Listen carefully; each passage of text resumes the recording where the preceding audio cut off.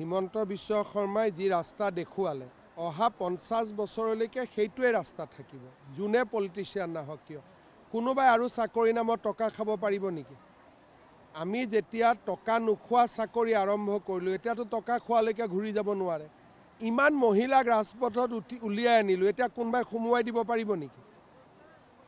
আজি ইমান দুখীয়া মানুহে অৰুণোদয় পালে, এতিয়া কোনোবাই অৰুণোদয় বন্ধ কৰিব পাৰিব নেকি?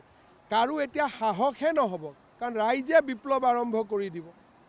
মই যিখিনি কাম কৰিলোঁ, এনেকৈ কৰি থৈ গ'লোঁ যে আৰু এইটো কোনেও বন্ধ কৰিব নোৱাৰে, আৰু কোনেও টকা খাই ৰাকেশ পাল দ্বিতীয়বাৰ জন্ম হ'ব নোৱাৰে। হিমন্ত বিশ্ব শৰ্মাই যি ৰাস্তা দেখুৱালে অহা 50 বছৰলৈকে সেইটোৱে ৰাস্তা থাকিব। যোনে পলিটিচিয়ান নাহক কিয়, কোনোবাই আৰু চাকৰি নামত টকা খাব পাৰিব নেকি? আমি যেতিয়া টকা নোখোৱা চাকৰি আৰম্ভ কৰিলোঁ, এতিয়াতো টকা খোৱালৈকে ঘূৰি যাব নোৱাৰে। ইমান মহিলাক ৰাজপথত উলিয়াই আনিলোঁ, এতিয়া কোনোবাই সোমোৱাই দিব পাৰিব নেকি? আজি ইমান দুখীয়া মানুহে অৰুণোদয় পালে, এতিয়া কোনোবাই অৰুণোদয় বন্ধ কৰিব পাৰিব নেকি? কাৰো এতিয়া সাহসহে নহ'ব, কাৰণ ৰাইজে বিপ্লৱ আৰম্ভ কৰি দিব। মই যিখিনি কাম কৰিলোঁ, এনেকৈ কৰি থৈ গ'লোঁ যে আৰু এইটো কোনেও বন্ধ কৰিব নোৱাৰে, আৰু কোনেও টকা খাই ৰাকেশ পাল দ্বিতীয়বাৰ জন্ম হ'ব নোৱাৰে।